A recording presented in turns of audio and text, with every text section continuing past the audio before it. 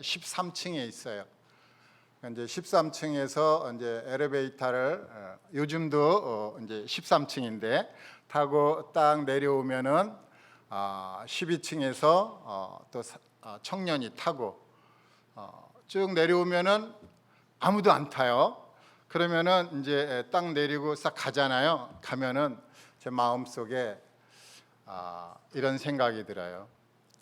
이상민, 너 왜 가만히 있었냐? 제가 이렇게 딱 이제 반문을 하게 되는 거예요. 그럼 이제 다음에 이제 또 타잖아요. 그러면 제가 얼른 얘기합니다. 예수 믿으세요? 물어보죠. 그러면은요, 움찔합니다. 그래서 이제 그런 대화를 조금씩 이어가는 겁니다.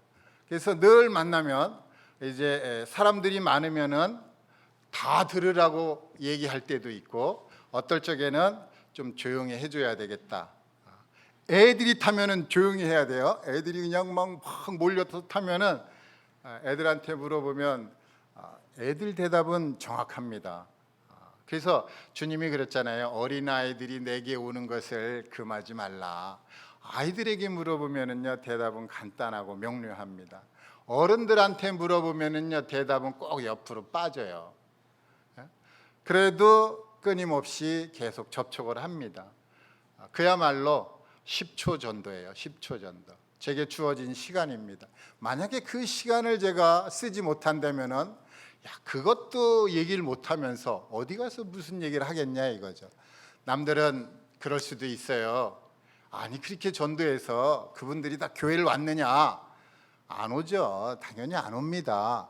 그런데 문제는 너 이상민 했느냐 말았느냐, 네 입으로 말을 했느냐 안 했느냐 이 문제지, 그들이 교회에 왔느냐 안 왔느냐는 차후 문제입니다. 우리 이 청년들이 지금까지 살아오면서 예수님 믿고 구원받고 혹시 기회가 났을 때 예수 믿으세요 한마디 해보신 적이 있습니까? 아주 짧습니다. 제가 어떨 때 이제 포장마차에 가서 닭강정을 삽니다. 닭강정을 사갖고 싹 이제 계산을 하고 딱 뒤돌아서서 한 발자국 두 발자국 한 10발자국 딱 오면은 너 왜 그냥 왔냐 이러더라고요. 그럼 제가 다시 돌아가 갖고요, 주인한테 그럽니다. 아유 수고 많으십니다. 예수님 믿으십니까? 하면요 탁 쳐다봐요. 그러면 웃더라고요. 그래서 예수 믿어야 천국 갑니다 얘기해 주죠. 제가 왜 이렇게 참 전도하면서 살게 됐을까요? 제가 그랬잖아요. 솔로몬이 꿈에서 하나님께 지혜를 구했듯이 저는 전도하는 거를 달라고 그랬거든요. 그러니까 저도 모르게 이제 전도를 하게 되는데, 전도를 하려면 어떻게 해야 되느냐? 우리 마음에 무엇인가를 담잖아요. 그죠? 복음을 담은 사람은 복음을 말하는 것이고, 또 세상을 담은 사람은 세상을 말하게 되어 있습니다. 오늘 제가 이 전도의 사명에 와서 과연 무엇을 말씀하고 갈지는 주님은 아십니다. 제가 그동안 담았던 거 여러분들과 함께 교제하도록 해보겠습니다.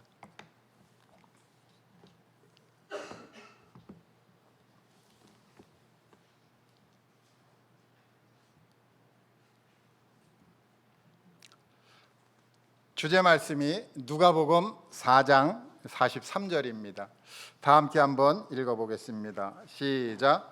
예수께서 이르시되 내가 다른 동네들에서도 하나님의 나라 복음을 전하여야 하리니 나는 이를 위해 보내심을 받았노라. 예수님이 이 땅에 오셨는데 하나님의 나라 복음을 전하기 위해서 오셨다는 것입니다. 이 말씀이 주제 말씀인데, 이 말씀을 놓고 보면서 제가 한 몇 가지를 생각을 해봤습니다. 전도 왜 하는가? 전도하지 않으면 어떻게 되는가? 전도는 어떤 자세로 전도해야 되는가? 그 전도의 내용은 무엇인가?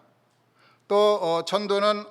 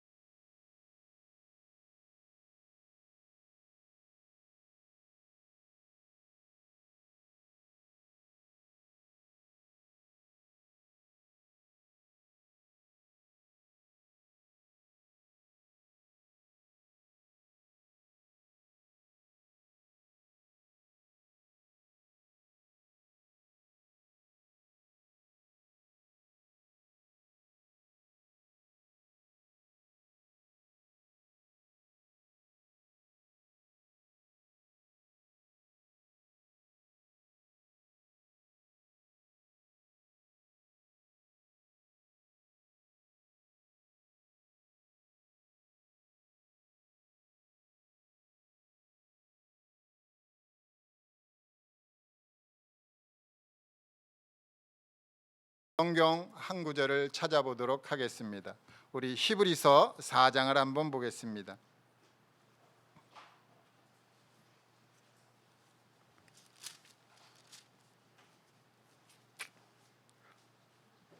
히브리서 4장 12절입니다. 다 함께 한 목소리로 읽으면 좋겠습니다. 시작. 하나님의 말씀은 살아있고 활력이 있어 좌우의 날선 어떤 검보다도 예리하여 혼과 영과 및 관절과 골수를 찔러 쪼개기까지 하며 또 마음의 생각과 뜻을 판단하나니. 감사합니다. 여기 보면은 하나님의 말씀 살아있다 이렇게 말씀하고 있습니다. 우리가 구원받을 때 하나님의 말씀을 받아서 구원받았잖아요. 그렇죠? 그럼 그 하나님의 말씀은 살아있는 말씀입니까? 죽어있는 말씀입니까? 살아있는 말씀이잖아요. 그 살아있는 말씀이 우리 마음 가운데 들어왔다는 것은 우리에게 새 생명을 줬다는 것입니다.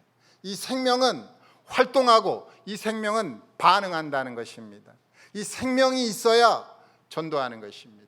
예수 그리스도께서 이 하늘에서 이 세상에 오셨다는 것은 생명이 있기 때문에 오신 것입니다. 그래서 생명이 있기 때문에 전도한다는 것입니다. 그래서 세 가지를 제가 꼽아봤는데 왜 전도하느냐? 첫 번째 하나님을 위하여, 두 번째 또 사랑 때문에, 세 번째 생명이 있기 때문에 전도한다라고 보시면 되겠습니다. 우리 전도할 때 또 하나님의 마음을 한번 또 살펴볼 필요가 있습니다. 하나님의 마음은 어떤 마음이셨을까? 이게 성경에 하나님의 뜻을 많이 말씀해 주셨는데 저는 전도를 왜 하느냐를 생각해 보면서 하나님의 마음을 한번 살펴봤어요. 하나님은 어떤 마음을 가지고 계셨을까? 그래서 왜 복음을 전해야 되는지를 우리에게 알려주셨는데 어디서부터 알려주셨을까 생각을 해보니까 제가 창세기를 생각해 봤어요. 창세기 1장에 보면 이런 말씀이 있어요. 창세기 1장 28절에 있습니다. 찾으신 분은 또 한 목소리로 같이 읽겠습니다. 시작. 하나님이 그들에게 복을 주시며 하나님이 그들에게 이르시되 생육하고 번성하여 땅에 충만하라. 땅을 정복하라. 바다의 물고기와 하늘의 새와 땅에 움직이는 모든 생물을 다스리라 하시니라. 저는 이 말씀을 보면서 하나님을 생각해 봤어요. 하나님은 삼위일체 하나님, 아버지 하나님, 아들 하나님, 성령 하나님, 부럽지 않게 만족하면서 사셨는데 이렇게 어떻게 보면은 조금 외롭지는 않았을까 생각도 해봅니다. 왜냐하면 하나님께서 사람을 만들고 이제 번성하라 그랬거든요. 근데 하나님은 독생자 한 분이시란 말이에요. 근데 사람을 만들더니 번성하라는 거예요. 그럼 하나님 마음속에 뭔가 좀 번성하고 싶은 마음이 있었구나라고 제가 결론을 얻어냈어요. 그래서 번성하기 위해서 그럼 이제 어떻게 해야 되느냐? 이제 그 다음 쫙 풀리기 시작을 합니다. 하나님이 사람을 만들고 야 번성해라 그랬는데 하나님은 번성하지 않고 있는 거예요. 이게 말이 안 되잖아요. 하나님도 번성해야죠. 그래서 번성하기 위해서 하나님께서 아브라함하고 약속을 합니다. 그 약속하는 것이 이제 다른 데도 있지만 창세기 22장에 보면 17절에 이렇게 아브라함하고 약속을 해요. 내가 네게 큰 복을 주고 네 씨가 크게 번성하여 하늘의 별과 같고 바다의 모래와 같게 하리니 네 씨가 그 대적의 성문을 차지하리라. 여기 말씀해 봤더니 네 씨가 크게 번성할 거라는 것입니다. 그러면 그렇지. 하나님께서 이렇게 사람을 만들고 번성하라고 그랬는데 하나님도 원하는 게 있었는데 그것이 번성하는 거였구나. 그래서 이 아브라함하고 이제 약속을 하게 되는데 그런데 얼마 있다 보니까 이스라엘이 너무 고통받고 있는 거예요. 저 애굽에 간 이스라엘이 그 바로의 복종하에 박해하에 핍박받으면서 고통받을 때 이스라엘이 하나님께 기도합니다. 오 하나님, 우리 참 불쌍히 여겨주시고 우리를 긍휼히 여겨주세요. 우리를 구원해 주세요. 기도할 때에 하나님께서 들으시고 모세를 보냅니다. 그 모세를 보내게 되는데, 모세가 이제 그 시내 광야에서 이제 이드로 양을 치면서, 장인의 양을 치면서 이제 시내산에서 떨기나무에 불이 붙은 걸 보잖아요. 불이 막 붙었는데 이 불이 꺼지지 않는 거예요. 너무 신기하잖아요. 웬만한 나무 불 붙으면은 30분이면 확 타다가 싹 꺼져야 되잖아요. 근데 이게 안 꺼지는 거예요. 왜 그런가 이제 가서 이제 가는데, 너무 두려워서 이제 뒤돌아서서 이제 가는데 하나님께서 그 불 속에서 모세를 부르잖아요. 모세야, 모세야. 얼마나 두려웠겠어요. 아니, 언제 자기 이름을 가르쳐 줬나요? 모르는데, 아니 그 불 속에서 자기를 부르는 거예요. 너무 놀랬잖아요. 그래서 놀래갖고 이제 하나님 앞에 이제 말씀을 다 듣고 이제 내려오면서 그 이스라엘을 애굽에서 인도하여 내면서 모세의 마음속에 늘 생각하는 것이죠. 뭘 생각했을까요? 떨기나무에 왜 불이 붙었는데 꺼지지 않았을까? 왜 꺼지지 않았을까? 하나님의 마음은 떨기나무와 같은 이 참 가치 없는 존재를 향한 그 마음을 가지고 있었구나. 이게 하나님의 마음이 그런 것이었구나. 그래서 이 모세는 하나님을 이제 순종하게 되고 하나님께 충성을 다하게 되는데, 이제 그 모세의 시대가 지난 다음에 이제 많은 세월이 걸려서 이제 하나님의 그 씨가 번성하기 위해서 하나님께서 요한을 보냅니다. 그래서 이제 신약 성경으로 넘어오게 되는데, 우리 요한을 보내는 장면을 한번 요한복음을 통해서 보도록 하겠습니다. 요한복음 1장 6절에서 있습니다. 하나님께로부터 보내심을 받은 사람이 있으니 그의 이름은 요한이라. 그가 증거하러 왔으니 곧 빛에 대하여 증언하고 모든 사람이 자기로 말미암아 믿게 하려 함이라. 요한이 자기가 그냥 가고 싶어 간 게 아니에요. 하나님께로부터 보냄을 받았다는 것입니다. 그래서 그가 이제 빛에 대하여 증언하고 모든 사람으로 말미암아 믿게 했다라는 것입니다. 이렇게 요한이 두 가지를 증거한 거예요. 빛에 대하여. 이 빛이 뭐죠?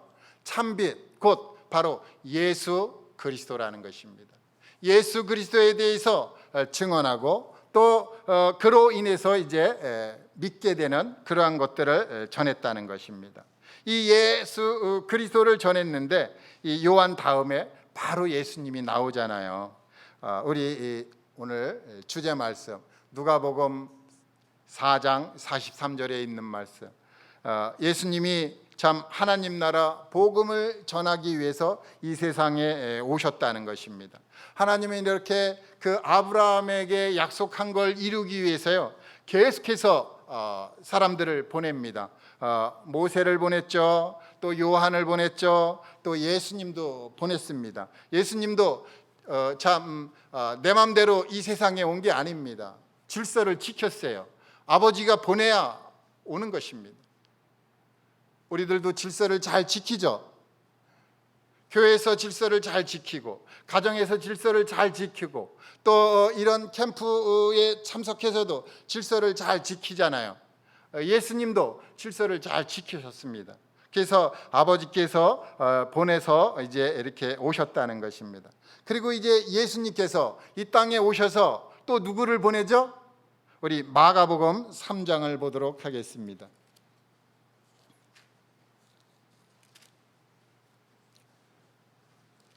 마가복음 3장 13, 14절, 15절까지 제가 읽겠습니다.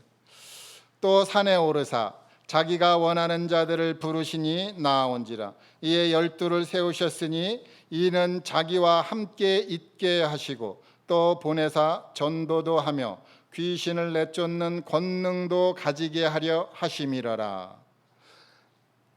이제 예수님이 오셔갖고 또 제자들을 보냈다는 것입니다. 제자들을 보내는데 두 가지를 주잖아요, 그죠? 뭐를 줬나요? 첫 번째, 이제 참 귀신을 쫓아내는 권능도 주셨는데, 이제 또 다른 데 보면은 병을 치료하는 능력도 주십니다. 그래서 제자들이 이제 사방으로 다니면서 이제 전도도 하고 또 병도 치료하고 귀신을 내쫓아요. 놀라운 능력을 주셨죠. 그런데 우리는 왜 이런 능력을 안 주십니까? 혹시 그러는 분도 없지 않아 있을 수 있어요. 그런데 사실은 우리가 병을 치료하는 능력과 귀신을 내쫓는 능력보다 더 큰 능력을 우리에게 주셨어요.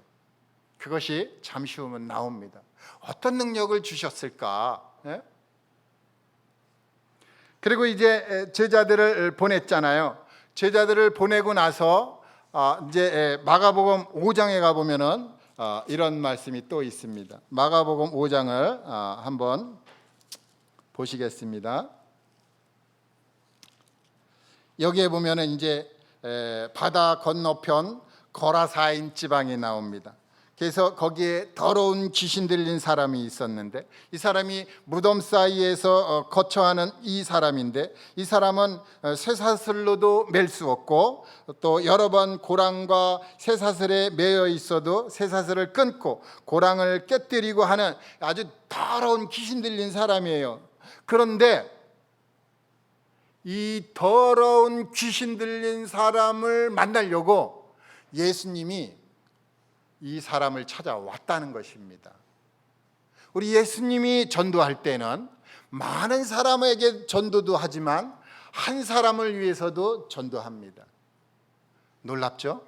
우리는 항상 많은 사람만 생각하는지 모르겠지만 한 사람도 전도해야 된다는 것입니다. 이 한 사람이 굉장히 소중한 분이에요. 그래서 예수님이 이 거라사인 지방에 가갖고 그 더러운 귀신 들린 사람을 정신이 온전하게 해주셨어요. 그래서 이 사람이 이제 예수님을 쫓아가려고 그러는데 예수님께서 19절에 이렇게 말씀하고 있습니다.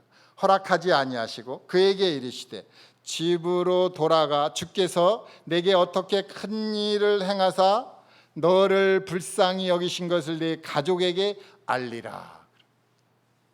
여기 놀라운 일이 벌어졌습니다.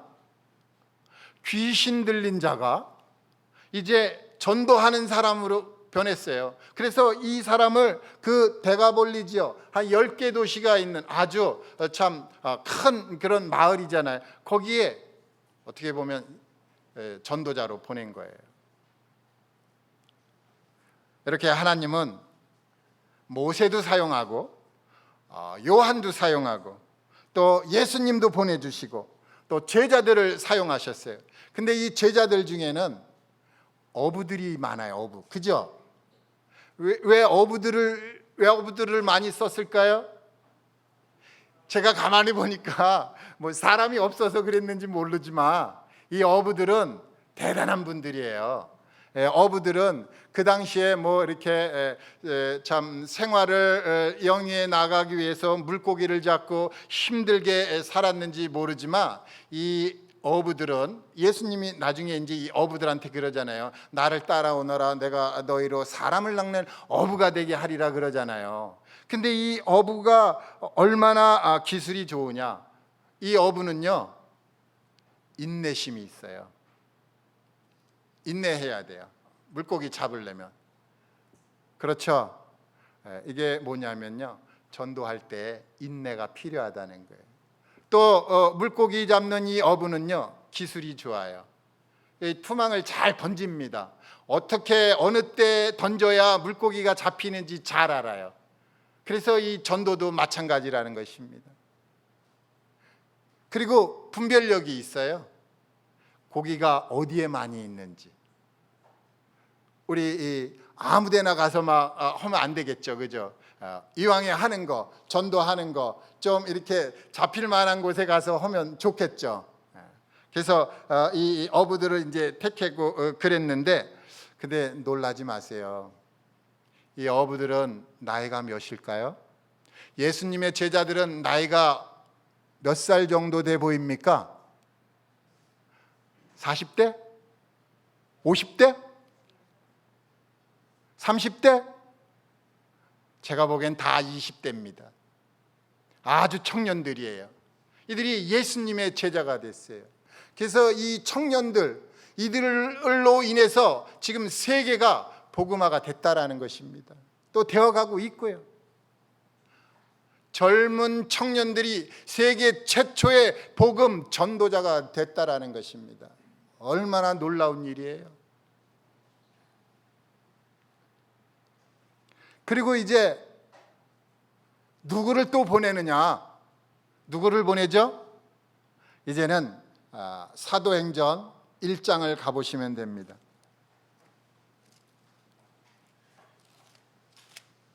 사도행전 1장 8절을 다 함께 읽겠습니다. 시작. 오직 성령이 너희에게 임하시면 너희가 권능을 받고 예루살렘과 온 유대와 사마리아와 땅끝까지 이르러 내 증인이 되리라 하시니라.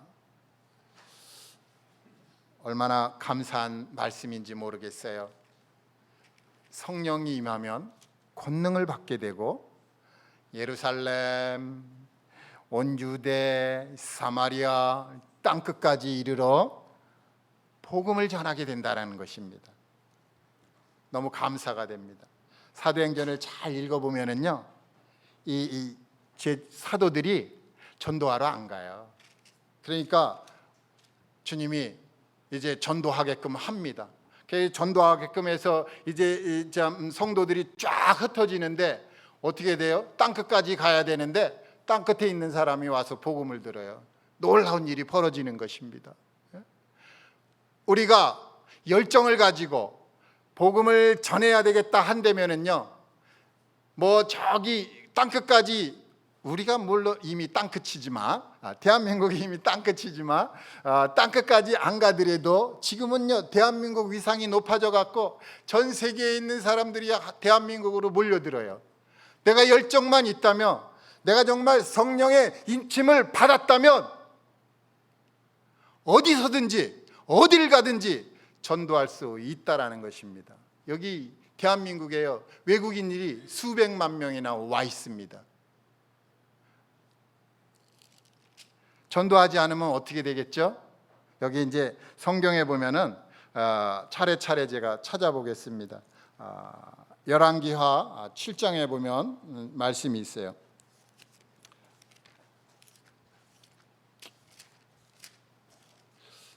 열왕기하 7장 9절을 찾으신 분이 있으면 같이 읽겠습니다. 시작. 나병 환자들이 그 친구에게 서로 말하되 우리가 이렇게 해서는 아니 되겠도다. 오늘은 아름다운 소식이 있는 날이거늘 우리가 침묵하고 있도다. 만일 밝은 아침까지 기다리면 벌이 우리에게 미칠지니 이제 떠나 왕궁에 가서 알리자 하고. 여기 나병 환자 4명이 있습니다. 어떻게 보면 단체예요, 단체. 단체로 복음을 이제 전하는 것인데, 이 참 아름다운 소식이 있다라는 것입니다. 지금 이스라엘과 아람 군대가 대치해 갖고 이제 이스라엘이 성을 나가지도 못하고 성 안에서 이제 굶어가면서 이제 죽을 날만 기다리고 있는데, 그 바깥에 있는 그 나병 환자들이 참 우리도 안 되겠다, 여기 있어도 죽겠고 저기 있어도 죽겠고 한번 저기 먹을 거 있는데 한번 가보자 해서 가봤더니, 거기 가는 동안에 4사람이 가잖아요. 4사람이 가는데 저기 적군들이 이 4사람의 발자국 소리가 마치 수천 수만의 발자국 소리로 들려갖고 다 도망갔다라는 것입니다. 도망가는데 자기들이 갖고 왔던 뭐 음식들, 또 귀중한 귀중품들, 옷가지들 이런 거 다 놔두고 몸만 다 도망갔어요. 그래갖고 이 나병 환자들이 여기 가서도 먹고 저기서도 먹고 먹을 게 너무 많잖아요. 이제 막 먹다가 보니까 정신이 번쩍 난 거죠. 야, 이러고 있으면 안 되겠구나. 이러고 있다가 우리들이 이 기쁜 소식을 알리지 않으면 벌이 내리겠다. 가자 그러는 거예요. 그래서 가서 이스라엘 사람들한테 이 기쁜 소식을 전했다는 것입니다. 나병 환자들이, 하나님께서 이 나병 환자들도 쓰셨는데 전도하지 않으면 벌이 우리에게 미칠까 두렵다 이겁니다. 그리고 이제 예레미야서 보면 또 이런 말씀이 있어요. 예레미야 20장에 보면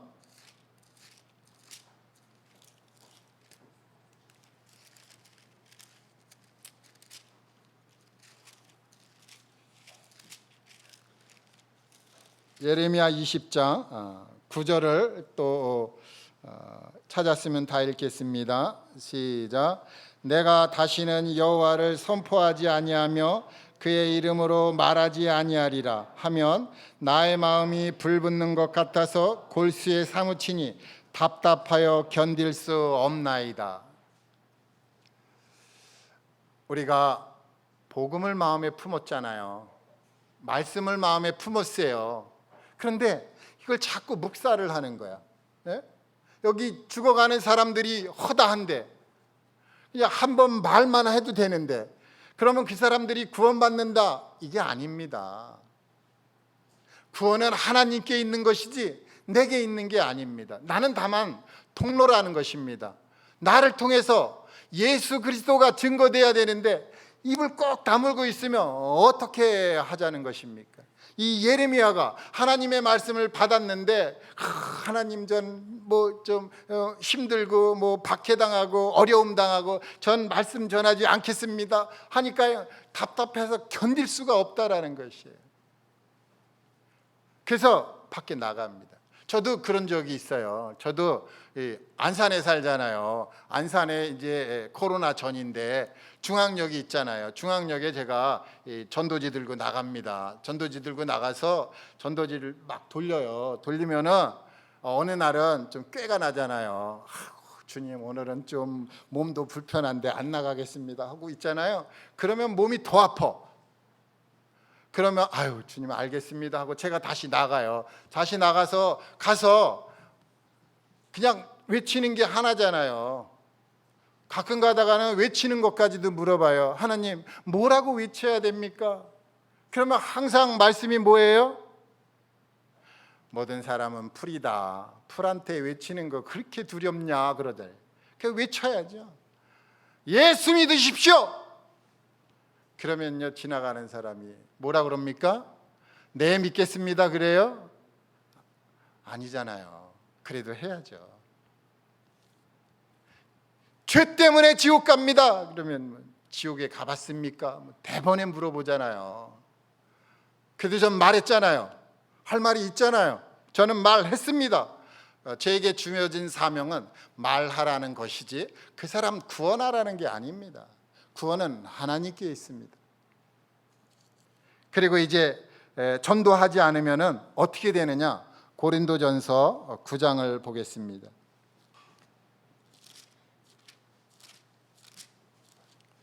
고린도전서 9장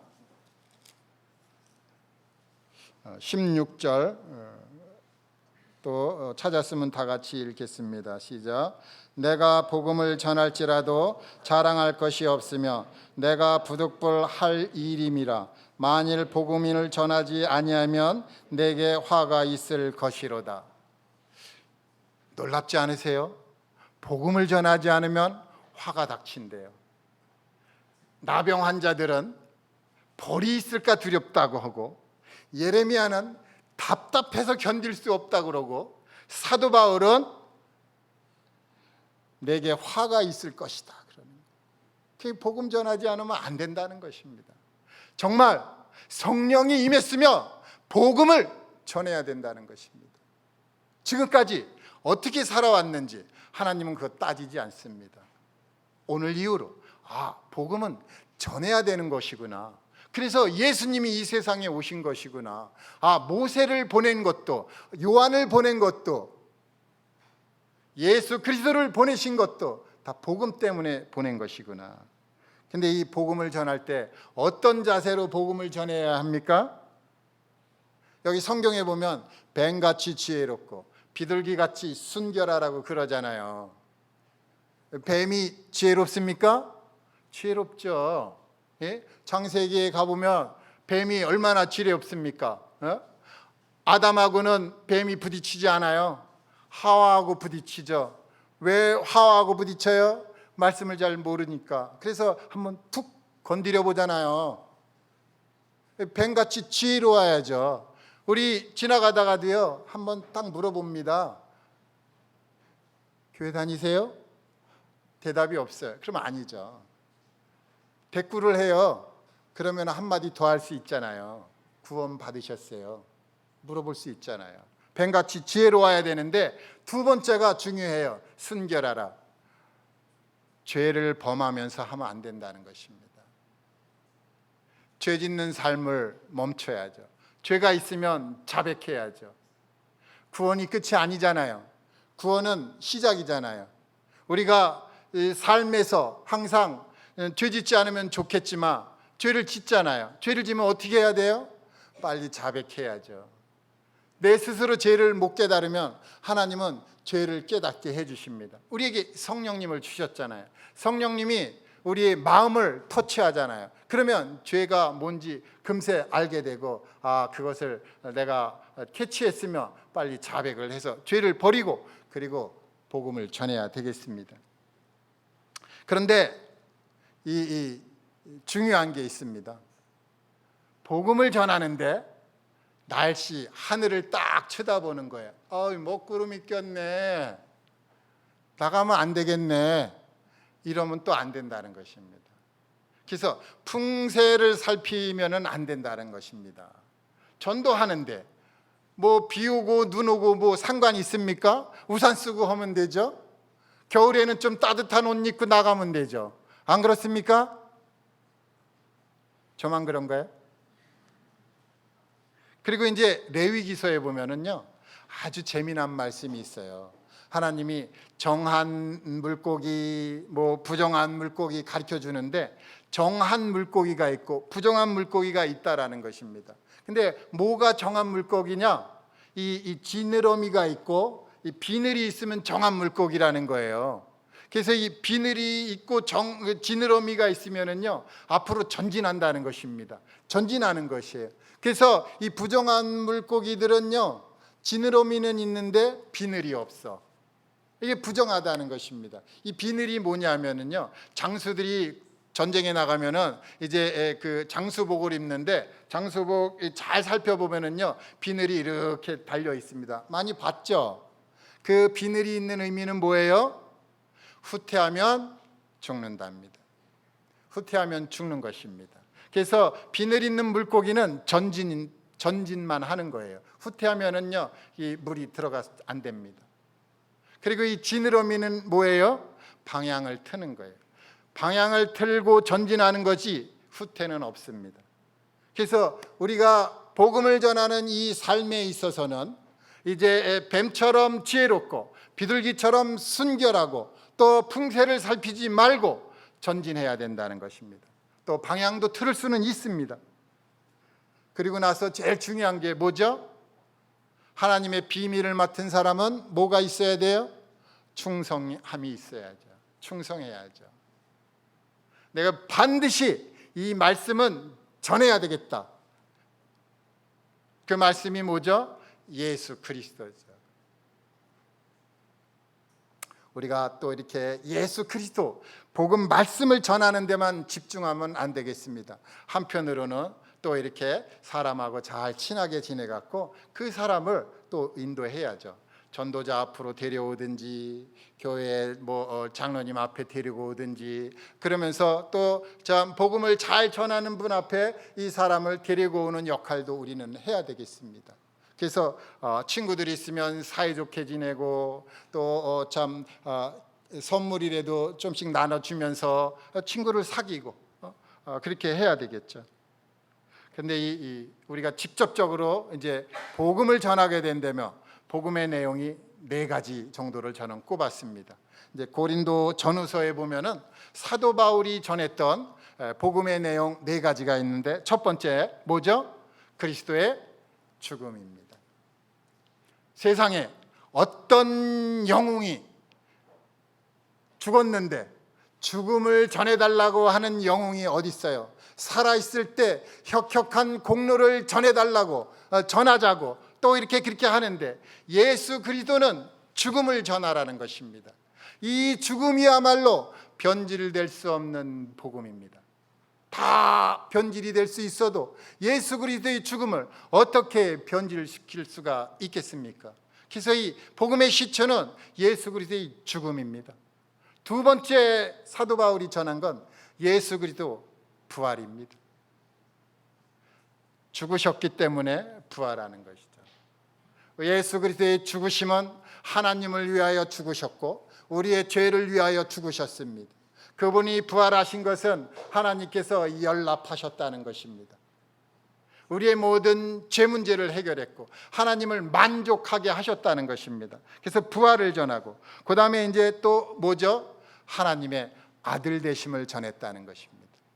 하나님은 죄 없으신 분이시고 그분은 하나님의 아들입니다. 사람의 모양으로 오셨어요.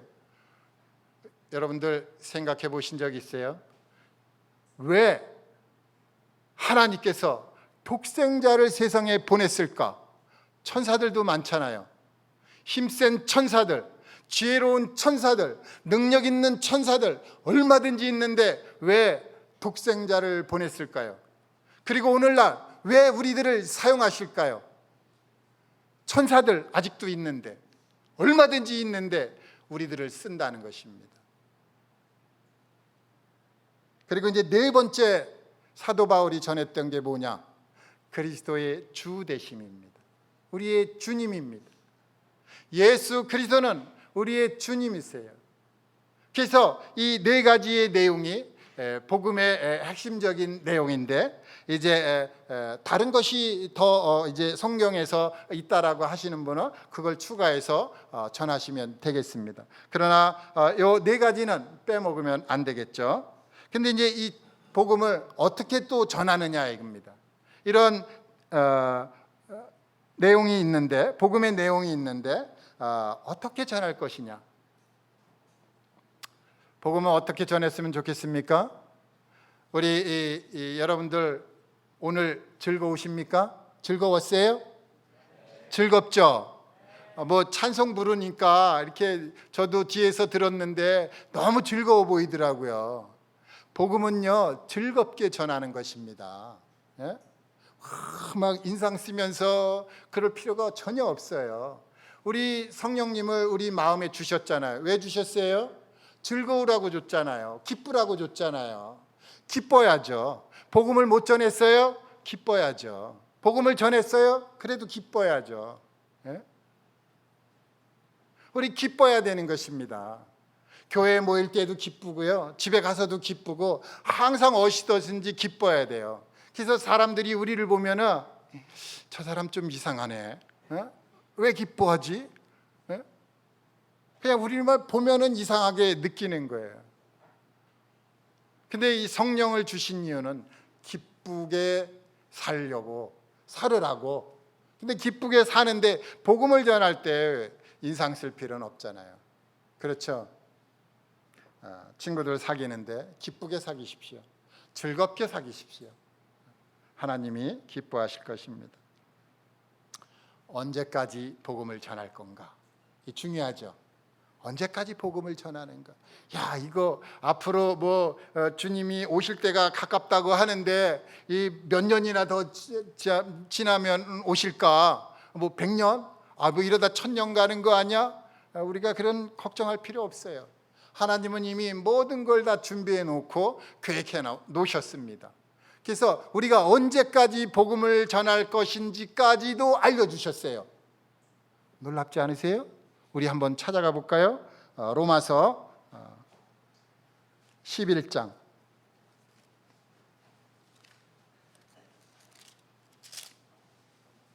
로마서 11장 25절을 다 같이 찾으셨으면 읽겠습니다. 시작. 형제들아, 너희가 스스로 지혜 있다 하면서 이 신비를 너희가 모르기를 내가 원하지 아니하노니 이 신비는 이방인의 충만한 수가 들어오기까지 이스라엘의 더러는 우둔하게 된 것이라. 여기 보면은 하나님께서 이미 딱 알려주셨어요. 언제까지 복음을 전하는지. 언제까지 전하죠? 맞습니다. 이방인의 수가 충만해야 된다는 것입니다. 그 수가 있다라는 것입니다. 그러니까 내가 복음을 전했는데 오늘 그 사람이 마지막이야. 그러면은 끝나는 것입니다. 우리들이 복음을 전해야 하는 이유가 여기에 있는 것입니다. 우리의 복음을 듣고 누군가가 믿었는데 그게 끝날 수가 있다라는 것입니다. 그랬더니 어떤 분이 그러더라고요. 안 됩니다. 이 사람 때문에 안 되겠구나. 왜 안 되냐 그랬더니 우리 딸이 아직 구원 못 받았어요. 그래서 우리 주님이 계속해서 미루나 봐요. 미루나 봐. 네?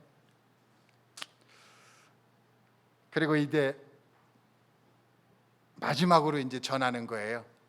이 전도에는 상급이 있는가? 상급이 있으면 좋겠죠. 그래서 상급이 있는데 고린도전서를 계속 이제 보겠습니다. 고린도전서 9장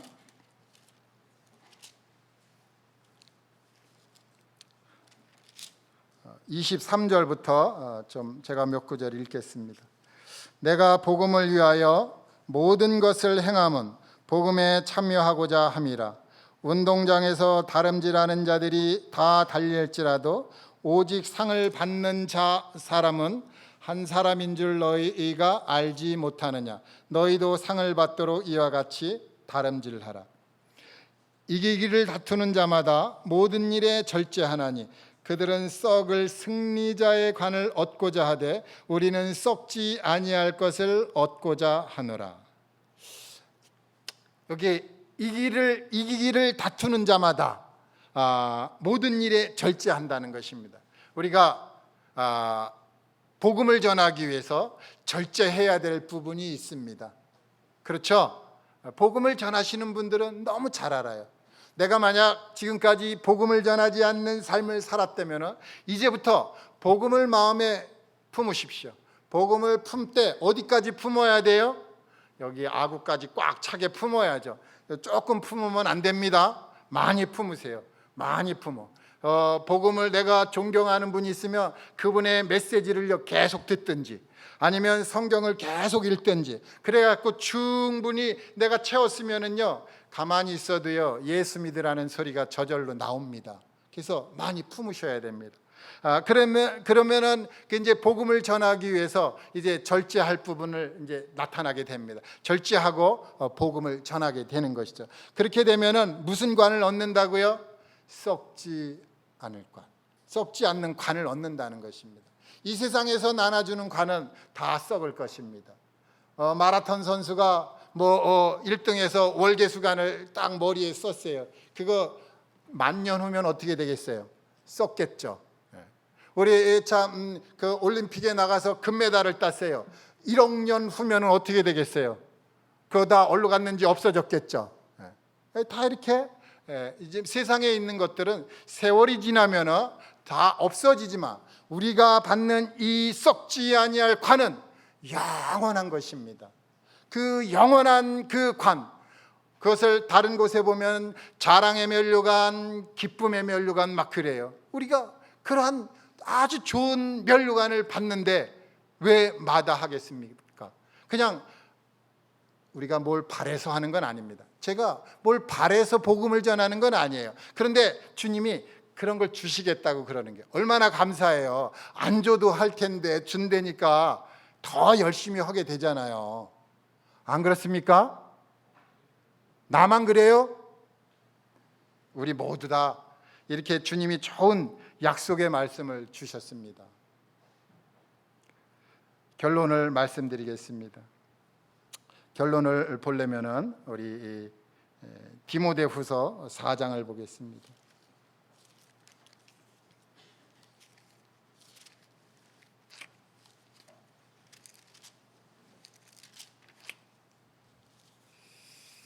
제가 결론을 말씀드리기 전에 제가 안산 동부에서 복음을 전하고 있습니다. 안산 동쪽에 있으니까 동쪽에서 복음을 전하는데 가만 보니까 이 서쪽에 외국인들이 많아요. 그래서 서쪽에서도 복음을 전합니다. 거기 이제 한 사무실을 만들어 갖고 이제 외국인들 이제 초청해서 복음을 전하고 있어요. 오늘도 점심에 복음을 전하다 왔어요.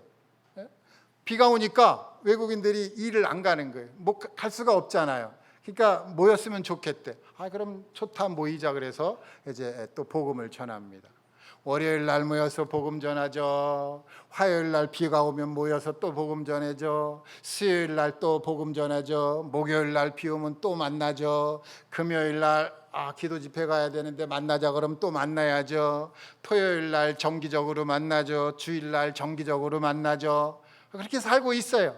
또 동탄교회에서 복음 전하자 그러면은 또 때 되면 또 가서 복음 전하고, 또 저기 섬전도에도 가고 있고요. 또 이렇게 참 여러 군데서 복음 전하자 그러면 또 거기도 가고, 일할 곳이 많습니다. 우리 청년 여러분, 일할 곳이 많습니다. 안 찾아봐서 그렇죠. 찾으면요, 일할 곳이 정말 많아요. 복음을 언제든지 전할 수 있어요. 만약에 복음을 전할 곳이 없습니다 그러면요, 연락 주세요.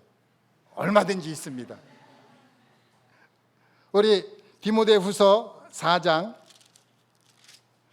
2절을 다 함께 읽겠습니다. 시작. 너는 말씀을 전파하라. 때를 얻든지 못 얻든지 항상 힘쓰라. 범사에 오래 참음과 가르치심으로 경책하며 경계하며 권하라. 여기 너는 말씀을 전파하라. 때를 얻든지 못 얻든지 항상 힘쓰라고 우리 주님이 강력하게 우리에게 권고하시고 있습니다. 이것을 천사들에게 시키지 않고, 그 지혜도 있고 능력도 많은데, 근데 천사한테 안 시키고 우리한테 시켰어요. 우리 얼마나 딴 생각 많이 해요. 딴짓 많이 하고, 그런데도 우리한테 시켰다는 것입니다. 왜 우리한테 시켰을까요? 영광이 아주 크기 때문에 그렇습니다. 영광이 큰데 그걸 우리에게 주고 싶은 것이에요. 근데 우리는 그거를 너무 등한히 했어요. 이제부터는 예수님이 전했던 그 하나님 나라의 복음, 우리도 전할 수 있습니다. 제자들이 전했던 그 복음, 우리도 전할 수 있습니다. 우리에게 성령을 주신 이유가, 또 복음을 전하는 이유가 한 가지 더 덧붙여진 것입니다. 이제 우리가 일어설 때입니다. 우리가 즐겁게 복음을 전해야 되겠습니다. 오늘 이 디모데후서 4장의 2절의 이 말씀을 우리 마음속 깊이 간직해야 되겠습니다. 너는 말씀을 전파하라. 때를 얻든지 못 얻든지 항상 힘쓰라. 이 말씀을 마음에 품고 우리 다 함께 주님을 전합시다. 감사합니다.